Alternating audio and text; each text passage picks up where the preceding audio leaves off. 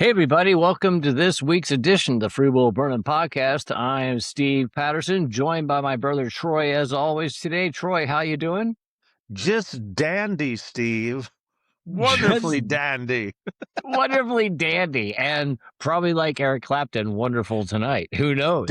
Just dandy tonight. Dandy.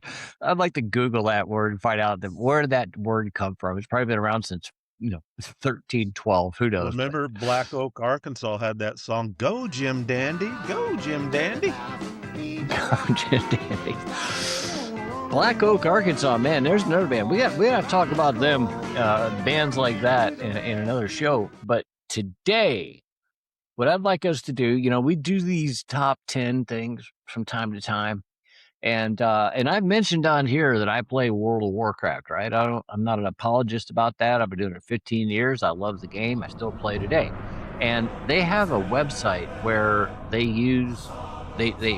have this way they do rankings of things. It involves the game, but that website also allows you to be able to customize everything so it doesn't have to be about the game. It can be about anything at all. These sort of lists of importance of things.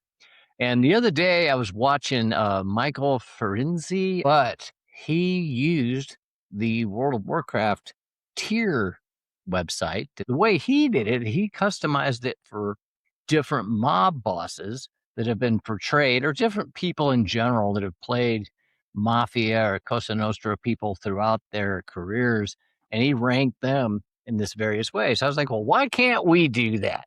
And so with that in mind, let me put these glasses on here, folks. Troy, today we are going to look at, here you go, folks. You'll see it here populating next to us. These items you see below here in 1982, these are some of the main things that people like us that were born in the 1960s, late 60s, Gen X, early Gen X, maybe even some of the people a little bit younger, who knows. And really, I apologize to the older Gen X community, because by the time y'all were growing up, I was in the Army. And so that 15 years is quite a bit of space, particularly when you talk about the things that we visit. And so, Troy, today we're going to talk about these. And the way that we're going to do it is that as we go through these 21 different items, we're going to put them in a list. We're going to rank them up here. Something that Steve and Troy would want. Just Steve thought was important. Just Troy thought was important. Things that neither of us did, because that was for the preppies or the jocks. Okay, now if you go back to 1980s in high school, you got to think about the preppies, the jocks, the freaks, the geeks, whatever, however you want to look at it. But there was definitely the preppies, the freaks, and then the jocks. Okay. The outliers in this whole thing would be the people, maybe the skateboard crowd, maybe the people that are into Bowie or early punkers. They weren't really on anybody's thing. The freaks was a pretty much general thing. You could be from heavy metal to still into, the Who or whatever, but you had a lot of the same trappings, a lot of the same things you were into. And so, Troy, are you ready to go on this? We're going to start out with the first one here in a second, but after I said all that, do you have any comments about the way that I sort of set this up? No, not at all. We're good to go then. Yeah. All right. Number one, we have here the fancy, like Adidas or fancy tennis shoes.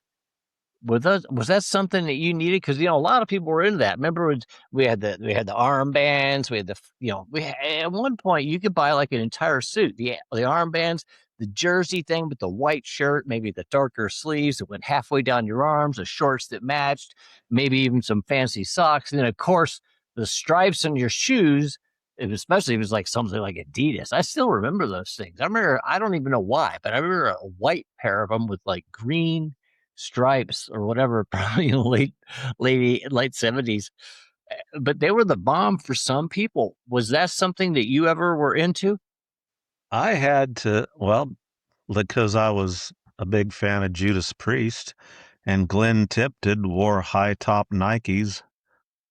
I had to have them. But most of the kids our age at school, it was cool to have the high top Nikes but you did not tie him. You wore him really loose. That was kind of a cool thing. That was the cool thing. Okay, so let's talk about this real fast before we continue. By the time Troy and I were in high school, we were no longer living in the same household. I was living in Chicago with my mother in an environment that was completely, I don't even know how to say this. We had everything as far as the party environment, the ultimate sort of, I don't know how to say this, expression to be able to do whatever the hell we wanted, sort of very free, very Chicago, very just, traditional Christmas, sans most Christianity, just like Rudolph and all that. And just, really all the ways you think of the glory days of fun of that. While you, Troy, were living in Arizona with my father and your mother, and they were Mormons. And so your household and my household had a bar and a jukebox. and it was cops, and it was everybody in the world knew the house, and it was a big deal. You were in a place where there was none of that. So as we go through this, some of that's going to come out. And I just wanted to go ahead and put that out there, but we're going to go ahead and put Troy, you wanted these shoes, and or at least talked about them. Now, let's move on to the next pair of shoes. We have the old Chuck Taylors down here. Remember these guys? The old Converse All-Stars? Yeah.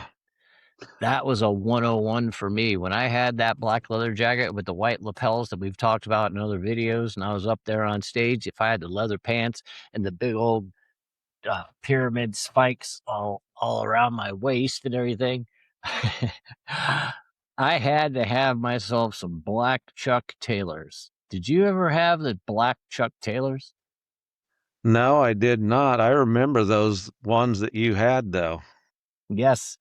Well, thank you for backing me up on that, because I still today, if it wasn't for how flat they are, and maybe they've evolved, but I mean, you're basically walking around on a piece of baloney, Yeah, because that's what I had some eventually in my older years, and they were not the best shoes for comfort. No, it's a slab of leather with some canvas around it, and you lace it up. Yeah, That's basically baloney baloney tied with the red baloney strip around them around your feet. Right, and some half-ass effort of controlling your ankles, or stability there, but they were the best of the time, and they were probably cutting edge when they came out. I don't even know when Chuck Taylors came out. For all I know, they came out in 1955. Probably did, because because our dad, yeah, he always had them. He had them. He played high school basketball in them. Exactly. And when I was growing up, he was still playing basketball with friends. We'd go on the road. We'd go down to Carbondale, Illinois, and all these places. And I remember when we'd stay in hotels with him and his basketball team. I don't even know what kind of team he was on, but Chuck Taylors were all over the place. That was the shoe to have. And then when I saw the black ones, because a lot of what I was dressing in, other than metal, as I sort of got into the 80s, was sort of the Vietnam sort of throwback, sort of rebel look like that. And these shoes just, man, they did it for me. So thumbs up. They kind of swung both ways of punk and metal. So you got both cool. going on with those shoes. Right. And there you go, punk rockers, who I never really talk about much, but we share that coolness. Now, the next one, remember when the first console video games came out? This here's the Atari, I think 2600 or whatever the hell it was. Did you have an Atari? Did you do the Atari thing? How important was that for you? That was not important at all. I think we had the Pong thing on the television. Dong, dong, ding. That's about it. I never owned any games other than that one. Yeah. So to explain the ranking, we have below Troy, Steve and Troy. We have preppies and jocks. All right. We're just going to have that a blanket thing. And then we have weirdos. We call weirdos weirdos. Those are the people that were into like Bowie or, I don't know, punk or some other. They just didn't really have numbers to be able to form their own sort of major thing. So they were sort of there. And Yeah. actually, a lot of them, I was closer to them, obviously, than the preppies and jocks. But still, when it comes to Atari and those games, I didn't play those things. We had some of that stuff around, but I was never into that. I had none of that experience. I went to the game rooms and played things like Defender and all that, but at Yeah. home, hell no. Asteroids. Oh yeah, Asteroids, Intruder Alert, whatever that game, Tank Commander, whatever. I mean, those were great times. But so I guess we'll just go ahead and put this one into preppies and jocks because I don't know, maybe it's a status thing to have a game at home. I don't even know. And for people out there, we're not trying to say you're a preppy or a jock if you did this. It's just not what we were into as we were growing up because we also had this heavy lean towards music that led into heavy metal music as the 80s developed.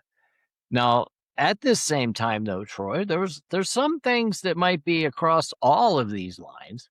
And one of them is this, the BMX bike. And this bike here might not be the best example of one because it looks kind of cheesy.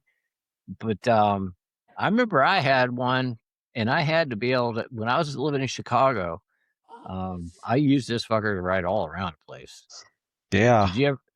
What about Mine bikes for was you? Yeah, I had a little dirt bike. It was a Schwinn. The BMX were really expensive in Phoenix, I believe. So I had a Schwinn. I rode it everywhere. I mean, I had to rotate the tires all the time to when the back one always got, treads would go away. Right. Learned how to fix bicycles. Had to have the BMX. We probably could have put preppies and jocks as other crowds and then one at the bottom only for the rich kids. Because there's some of these things that were only for the rich kids. Right. You had that one friend that, their dad was, I don't know, who knows what the hell he was, fill in the blank. Yeah, but that kid had everything. They had it all. They even had HBO before the rest of us even had HBO. All right, so we'll go ahead and put this one under both of us. We had to have it. What about a Walkman? Oh, yeah. Absolutely. Had to have it. We'd record our practices at Enemy, and I'd listen to those tapes with the headphones just walking up and down the street trying to figure out how can I make this song better. I had to have my Walkman. Absolutely. And the funny thing about it is, other than listening to my own music, like you're talking about, or whatever, whenever I think of my Walkman, I think of walking through my parents' backyard, like on a cold winter day in Chicago, down the path that went to the alley so I could go to my friend's house, listening to Burnin' for You from Blue Oyster Cult. Yeah. I think about the time I got my first actual Walkman, that was the song that I was infatuated with because of the sound. The way they were playing that, I was like, that's so good. I remember I'd listen to that song over and over and over, much like in 1985 when I listened to Richard Marx, Don't Mean Nothing, over and over and over for a time when I was in the Army, just because that's actually Joe Walsh. Joe Walsh, exactly. He's actually playing slide guitar in that. Yeah. And it's just such a great song that it's so easy to get lost in all the California snow. And in those days, we're coming off the whole Pink Floyd stuff. And, I dropped out of high school and drugs had obviously become part of my life. And it just resonated so much once I had the clarity of being in the Army. I remember literally driving one time in an M113 on a field exercise, and I had that headset in, listening to that song and hearing a 50 caliber go off. But yeah, so that one we both had to have. Now this one, the home stereo, we got to be able to have it at home.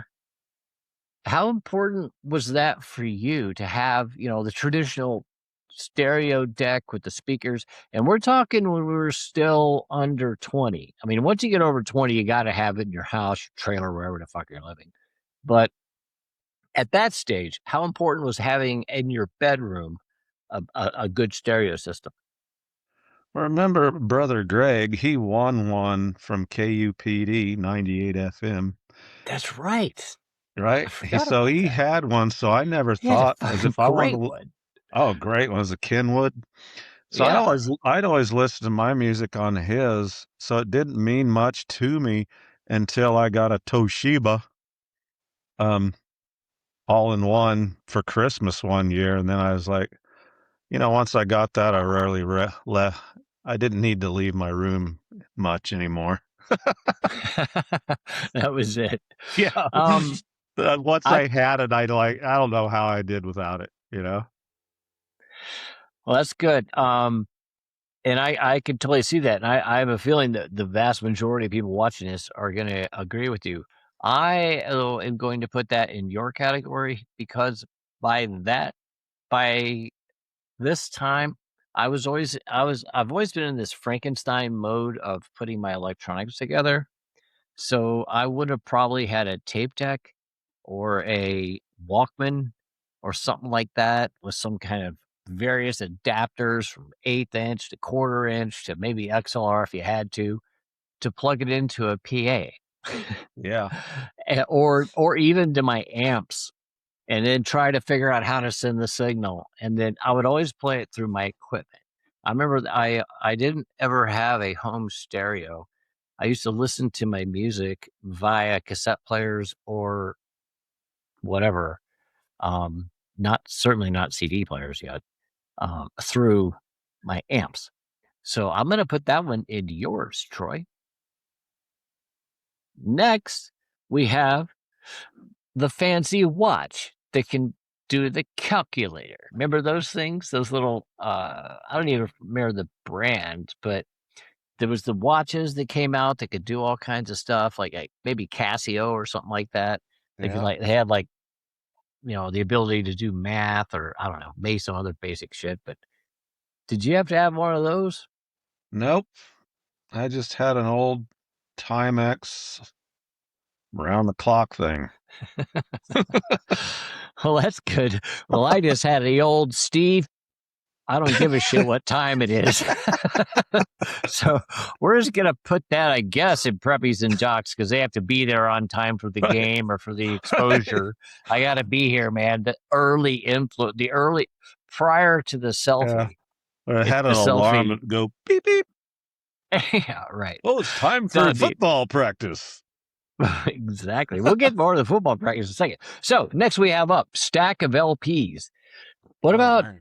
and we're also in a little bit of a gray area here because this era goes through 8 tracks, which I never had a collection of. I remember they were all around and they were in cars, but I never had an 8-track collection. I might have had an 8-track tape, perhaps in 75, 76. But most of my memory starts with albums and then cassette tapes. But albums, though, I do recall. I remember when I got Kiss Alive 2 for Christmas when it came out that year. I'd asked for it for Christmas. And if you've seen a picture, there's pictures on here on other videos where I grew up. There's this mantle above this fireplace. And I put the cover, I put it up there, the album cover up there. And I was like, I was in heaven. And that's when I said to myself, when I get older, I'm going to make sure that I have Kiss posters all over my room for the rest of my life. I'm not just going to have posters. I'm going to paint it. Yeah, exactly. So what kind of albums do you recall having, go ahead. What kind of albums do you recall actually having, some of the ones you can think of off the top of your head? All of the Judas Priest ones. Mm-hmm. Gosh, what else did I have? We had EPs. we had Made in Japan. Yeah, we had I had all the Maiden ones too. Right. And we're talking when he says all of them, we're talking literally up to like 1983, 84 tops. Yeah, But all of them. yeah, and in those days we had EPs, which they don't have anymore. Today it's probably extra stuff at the bottom of your Spotify list of that album. But Made in Japan was a big one. And then as we've talked about, that original Queensryche EP that came out, The Lady Wore Black and Blinded and all that, there's like 4 songs on it. Yep. That was a freaking masterpiece. So we had stuff Blinded. like that too. Blinded. Yeah. Yes. By the day. Right. And then Night Rider. Dun, dun, dun, right. Night It's just- Rider. I know, All man. four These- songs were great. I know, man. Night Rider starts out with one of the strongest beginnings. I mean, it's up there. I used to, like heading out to the highway is such a great beginning. And then you have things like Breaker from Accept. You have the beginning, the one that I think is the all-time, which is Rothschild from Iron Maiden. That's just, that's metal through and through. But there was so much of it. And on that album, when they came out with that Night Rider, that that was so freaking strong in 1981, 1982, whenever it was. Yeah. I remember burning those needles on those albums. That was great stuff. I never had a big stack of them, but the ones that I had were effective. Yeah. Yeah. Yep. I had, I think Judas Priest, some Kiss. Oh, I had all the Aerosmith ones too. Yes. Oh yeah. Yeah. We talked about having, I remember remember we talked about when Live Bootleg came out, they had that little coffee cup stain on the back of it. And you were talking about inside, the liners. That's another thing. Remember how much information there was on the inside? Yeah. Sometimes the lyrics to all the songs. Exact pictures. And then like the Fog Hat live album, when you take the cover off, it actually reveals the photo below, but when it's on it, the letters of Fog Hat are cut out. And that was some good stuff. That's really good. So we're going to go ahead. I think we should put this for both of us. Yeah. All right. What about the 501 jeans? We ever a jeans particular person? Yes. Had to have the Buttonfly 501s. You had to have the Buttonfly 501s. Had to. I was going to go ahead and drop that to you right now, Troy, if you want to talk more about it. Because I don't even remember. I mean, as long as I had pants on. In fact, I was looking more for Leatherwoods. But I think that's all I would wear. What? Well, how'd that happen? I don't know. I don't know. There you go, Maybe that's folks. all Mom ever bought. That's the marketing. Let's insert the creepy music. Marketing culture convinced you to do this, but hey, it worked. So you were a Buttonfly guy, right? Yeah, I think it was also because Cowboys that was a big group in Arizona that we didn't put on here, but the Cowboys had to have the Wrangler jeans, and so and kind of the Buttonfly 501s was like just saying, I'm not a cowboy. Just saying, not a cowboy. Cowboy out west is what you call a redneck in the Southeast. Yeah. Same thing. I mean, they have different jobs, but more or less, But we didn't know that then. All right, next one. Now, this one, Troy, how much were you able to do as far as like black lights, fancy posters in your room, stuff like that? None. I had your zero. Choice? Was that your choice? Yeah, I didn't want any of that. I think Greg had some. I had a light that, like a drafting light. That's all I had extra in my room. I don't know why. I didn't want any posters. I'm weird about that today. Like, I don't wear T-shirts that advertise anything. I don't know why. I just never wanted to do that. So have you ever had a political bumper sticker? Nope. You ever put a political sign in your front yard? No. I just don't advertise for anybody. There you go. I love that. That's the way we've always been. The only time I had a chance to vote with you in 1992, as we've since found out, I've never voted for president in my entire life. 1992 was the closest we came. We were waiting in line. It took too freaking long. We walked off. Yeah. And in Flagstaff, Arizona, that's the closest we ever came. So I dig it on that. But the other thing is as you can see behind me, I got this thing. I'm covered in tattoos. In my whole life, there's always been a lot of symbolism around me. It's not like I try to wear it like some kind of, hey, man, whatever. There's no message. It's just fucking who I am. Kind of like the long hair. The one thing that's been consistent through all the various changes in my life is the way I look. I've not changed the way I look, whether I was a podcaster, working with ESPN back in 20 years ago, where I was speaking to a sports community for Southeastern Conference football, where I've been drug and alcohol, wherever I am, I've always looked the same. It's been this way since I got out of the Army in 1988, and I am all about this. Excuse me, I'm putting in me. I'm all about it. In fact, I just put up new lights in here today. If I could, I would have this entire place covered in black lights and stuff like that. I want to live in the way that my mind sees the world. And people out there, you can diagnose that however the fuck you want. Random opinions, others don't matter to me. But I just really dig having all of it around me. I don't even know why. This is something we can maybe dig into later, but man, I love the black lights. I wish I had a black light right now, or one of those old posters like that. I just really have like that. I have 2 T-shirts now. One's a picture of Jim Jones, and it says "Drink Up," and the other one has Led Zeppelin's logo, but it has a picture of Kiss. My daughter bought that for me, and I just think that's hilarious. Well, that's interesting. Yeah, Drink up, guess. Yeah, okay. that's all We'll I break got that for one down next time. advertising.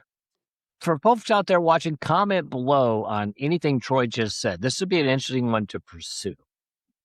Now, the next one, Troy, we're going to move to is one form of cool jacket. It's the members only jacket. When those things came out, people had to have that. It was prior to Reebok shoes, which came about 10, 15 years later. Everybody had those black Reeboks, remember? And they did the untie the shoes, have the pants inside, all that crap stuff, whatever. Not trying to judge. But prior to that, we had the members only jacket. Do you recall when that was a big deal? Oh boy, do I ever! I had 2 of them. A lightweight one. Lightweight was white, and I had a dark navy blue one for winter. And they seemed somewhat heavy metal to me because I couldn't afford a leather jacket, I guess. Well, then we're going to put that in the Troy. So you got the 501 jeans, the member jacket, the fancy stereo home, and the Adidas sneakers. I might be a jock. No. Well, you're tending that way, but not yet. I don't know. I didn't know I was till now. Yeah, exactly. What position did you play in college or in high school? Okay. Next up, we have the one that for all those garage band people out there like we were before we hit the bigger stage, the drums or guitar, or maybe it's keyboards, whatever, but getting a musical instrument. In 1982, how important was that for you? I mean, this is easy for us, but talk a little bit about where it placed in this list of all these other things, of all of them, how a guitar or a drum set was in the picture. It was everything. You could get rid of everything else in this list and just add guitars. It wasn't just one. I had to have them all. I wanted lots and lots of guitars. Right. I agree. There's nothing on this list that would be important to me still than this. And I mean, I do it all the time. I got my Strat sitting here. I got I got the Fender amp sitting here. I got it all. I mean, and I'm on the road, folks. I've been living out of the country 6 years. I've managed to rebuild another little miniature version of this stuff, but it's got to be there. Even if I had to move tomorrow, I'd sell probably most all of it, but I keep the acoustic and keep the guitar and just rebuild the electronics around me when I got there. It really has meant everything to me, bar none, as a consistent thing in my entire adult life. I mean, really, I don't know how else to say it. So thank you, Fender guitars and amps. All right, Troy, next up we have the camera, either the Vivitar, remember the Vivitar, the one that where the flash never stopped, It had to recharge, but it'd be fine. So you never had to buy new flash cubes. For people out there who know what those are, they're little plastic things you had to put on those little.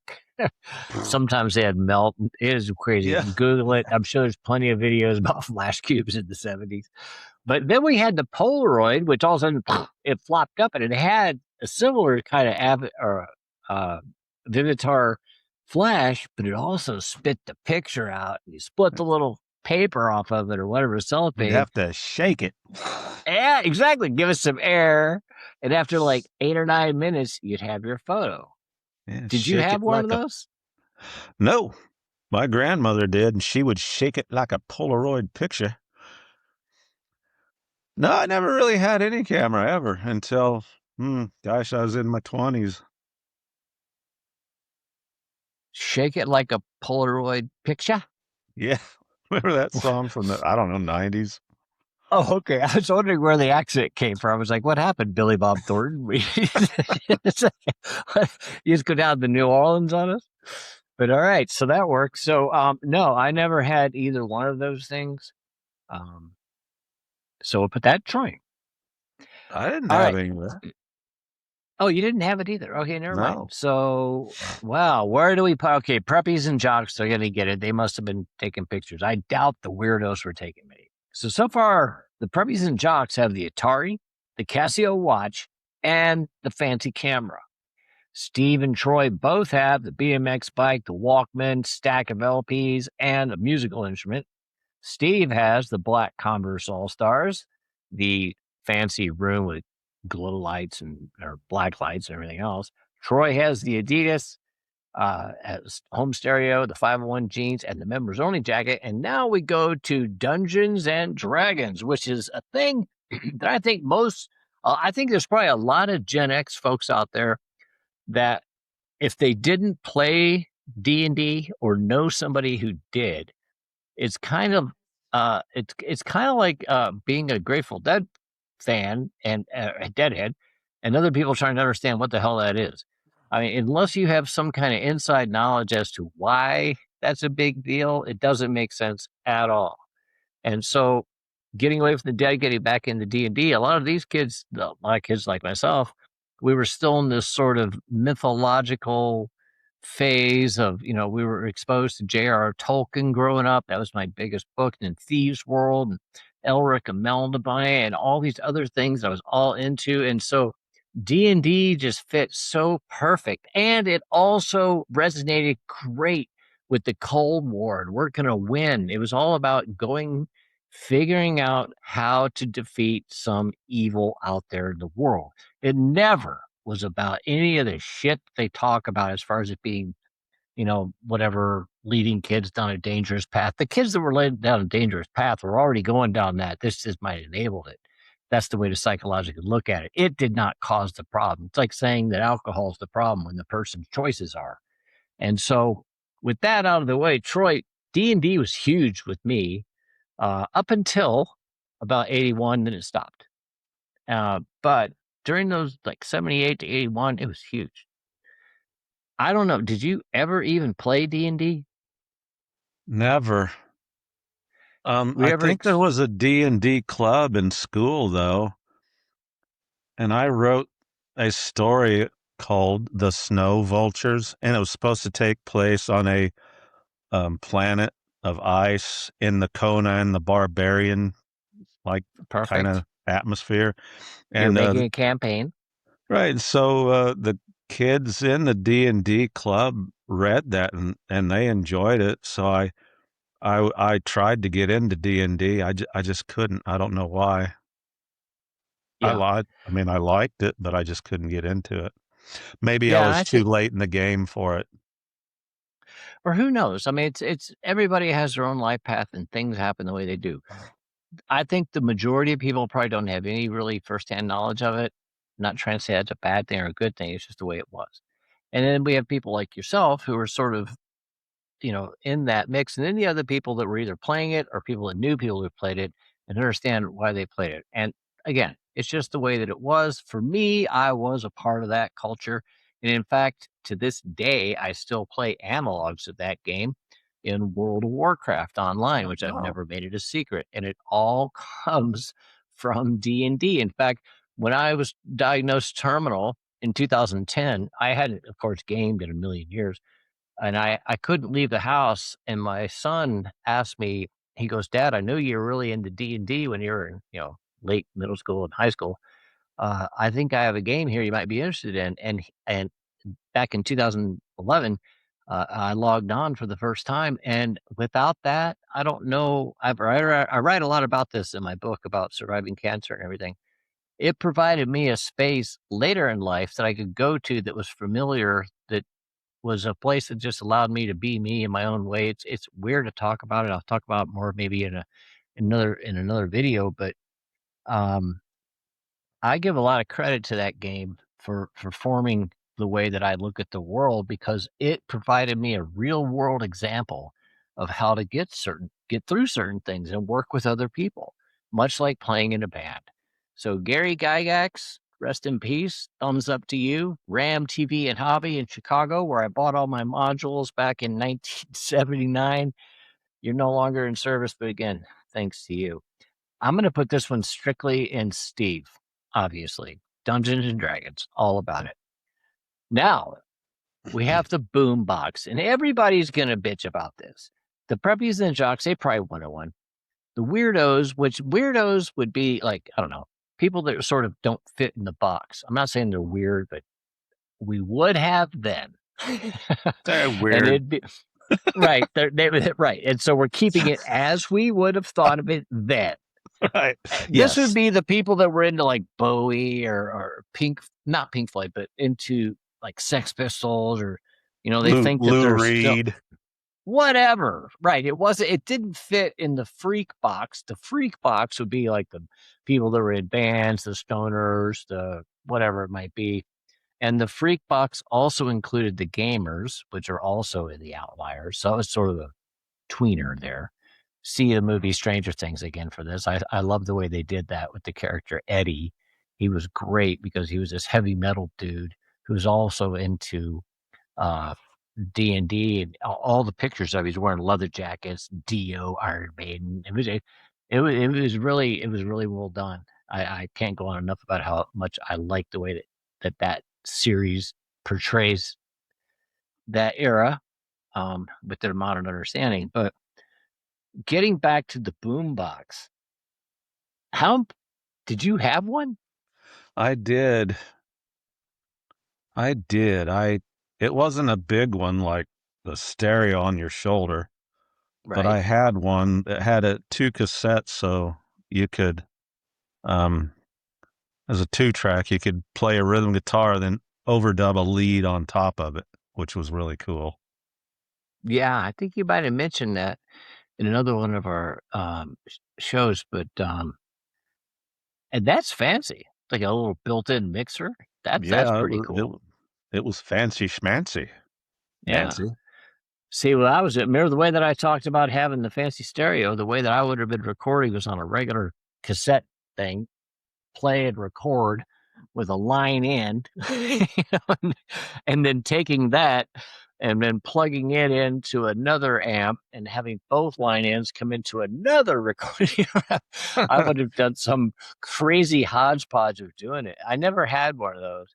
I had one later in the 90s because of my Grateful Dead tape trading days, but I never had a boombox when I was a kid. So, Troy, you get boombox. Now, Troy, I know you're all about getting that Letterman jacket. Oh, was I ever. I know. Wrestling, football, basketball, crossing field, whatever it is. See, that's how much we actually know about this, Troy. What's the closest you ever came to even playing sports in high school?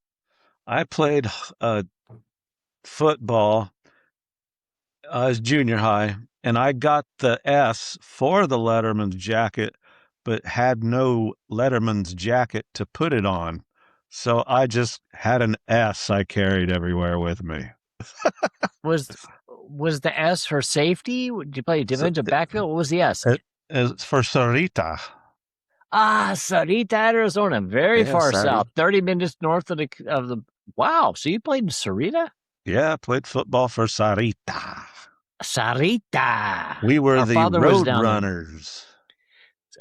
Perfect. So to qualify what Troy's talking about here, with my father and Troy and his mother, that part of the family, I was still in Illinois. When they moved out there in the 70s, my dad, our dad, was putting together what is today Green Valley, Arizona. It was just dirt in those days, and he was the one that developed that out. And so the family was living in Sarita. And we have other stories that we've talked about living in Arizona, but that's what Troy's talking about. Troy, I have an interesting thing with that jacket because I played football in high school for freshman and sophomore year. Excuse me. Let me back up. I played park football in Chicago at Norwood Park. I was a Falcon. From like maybe 7th grade to 8th grade. And then the freshman year in high school, I didn't. But then I joined the high school team and I did the winter workouts and all this, and I was all in. I was ready to go. We had to be there at school at like 5 a.m. I had to take 2 trains to get there and a bus. I had to leave at like 4 through Chicago to get there from the Northwest side down to Gordon Tech. It's no longer there, Gordon Tech. It's a new name now. But Gordon Tech Rams. And so I remember going there and all this. And then right after the winter workouts, when I made the team and I was ready to come back in August and get ready to play the season, that's when I went out to Arizona and then we played together in Enemy. And that's when it came time in the summertime. I remember my dad asked if I wanted to fly back early or something like that. Because I had to be back for football camp. And I said, no, I want to continue to play music. And that was the end of my football career. And that was the end of my want of a jacket like that. Yeah. And that was the end of sports for me. Although really not. I mean, I went into sports journalism for 17 years later on, but that was the end of me playing. Now that we're combining these things, as I like to do, Enemy should have come up with some Letterman's jacket with an E, and they would have been black, silver, and red. That's right. I could have made them. They could have got stolen at some goofy place in Altamont, Illinois. That's another joke. You got to see 3 weeks ago. Danny Schaefer was on the show. We talk about that. So Letterman's jacket, Troy, do you want that in your category? No. We're going to put that in preppies and jocks. What about a phone in your room? Do you ever have a phone in your room? Never did. I did. And when I got the little rotary phone, it had the old thing like that. I remember right after I got it, I was probably a sophomore and junior. I was totally into some dark stuff in my pedal days.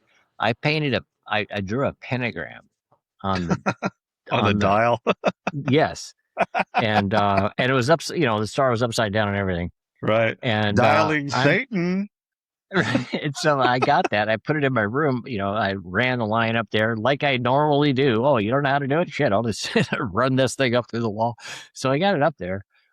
And when they saw that, they were not pleased. But I did have my own phone in my bedroom, which was still a pain in the ass because you can be talking to whoever you want, and all of a sudden you hear click. Yeah. Like, did somebody else just pick up? I did go to Radio Shack and I bought a phone cord that was like 50 feet long. So our phone was in the kitchen. I could just plug that in and go to my room 50 feet away. Absolutely. Oh yeah. That was you had to have that stupid long but they never made a straight one. There's always it was weird. What the hell is this? It's like a ravioli coming or whatever. Get too far away and burn. Exactly. Spring pulls you back. So I'm going to go ahead and take phone since you didn't have one. Now, next one, I think I might be the only one to take this because you took the Letterman's jacket. But in this time, having a jean jacket, which is right there, and having a leather jacket, which is right next to it, that's always been paramount for me to have in my possession. You talked about not being able to get a leather jacket. I built my own. Remember that?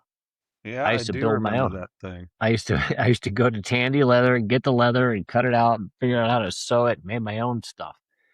And then jean jackets, mostly I cut the sleeves off and put it over Yep. the leather.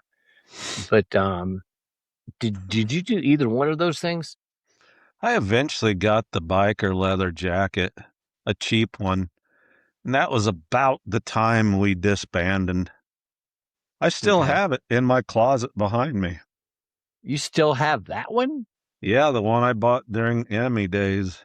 Go put it on. Well, I'll have to find it. It's back Okay. there. I just don't know I where. I know. I was trying to make you prove you had it. I wanted to see if it still fit. I will wear it next show. Next show, we're both in our leathers, okay? Yeah, and I'm going to get a mohawk too.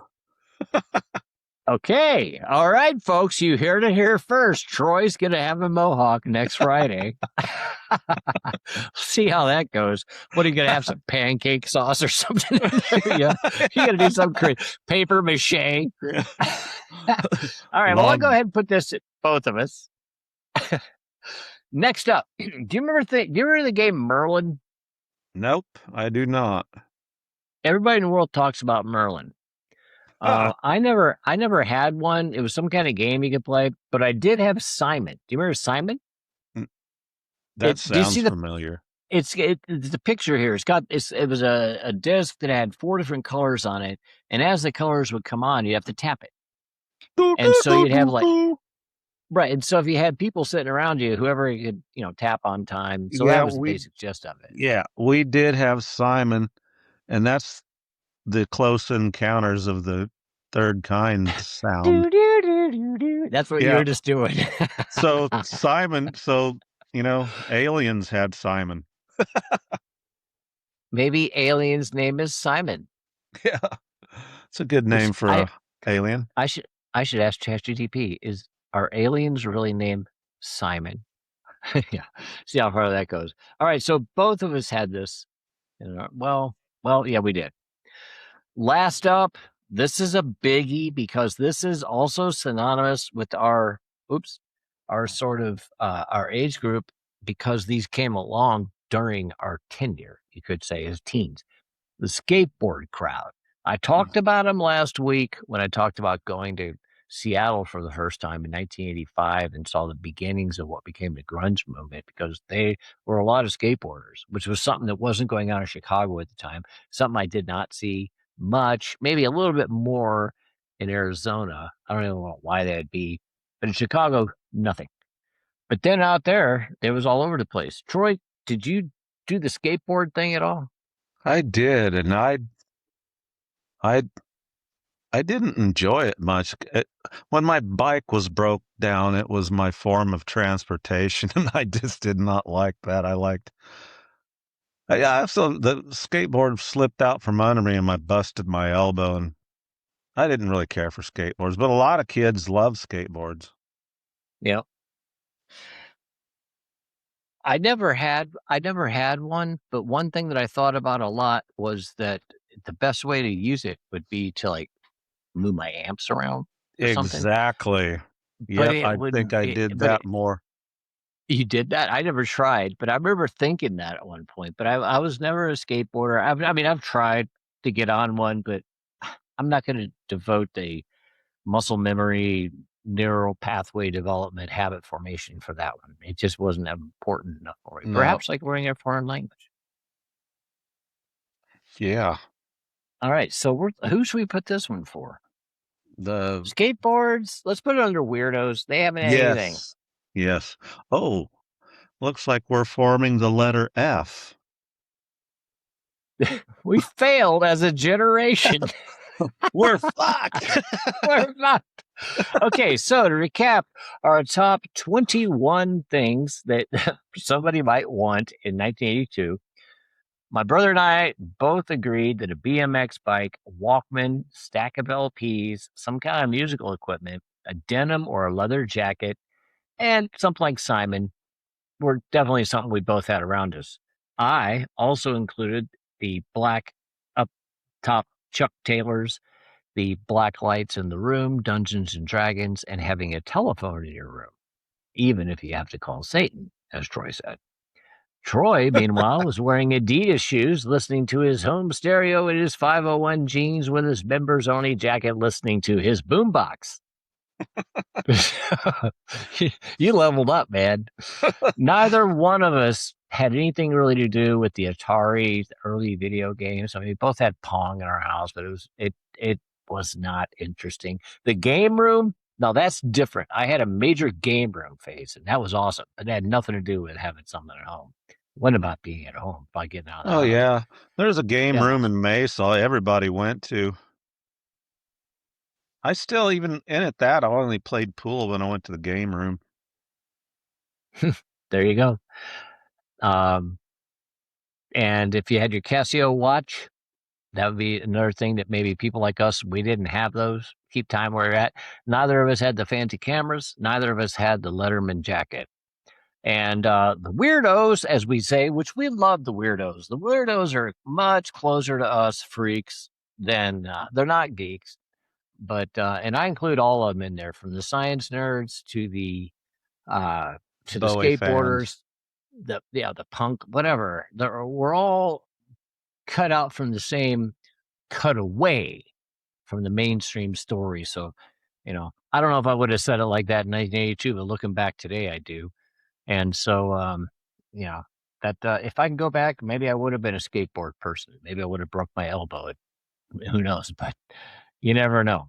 If my aunt would have had a nut, she would have been my uncle, as they say. So, anyway, Troy, anything else to add to this entire discussion before we get out of here for this week? No, not really. Not at all.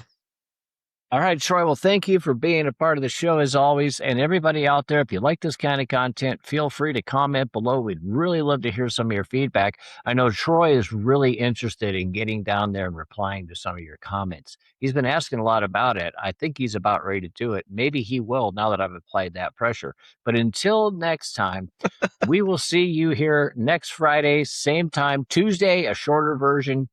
I'm Steve Patterson, one of the Gen X Transplant Brothers, for my brother Troy here. Take it easy. See you next time, man.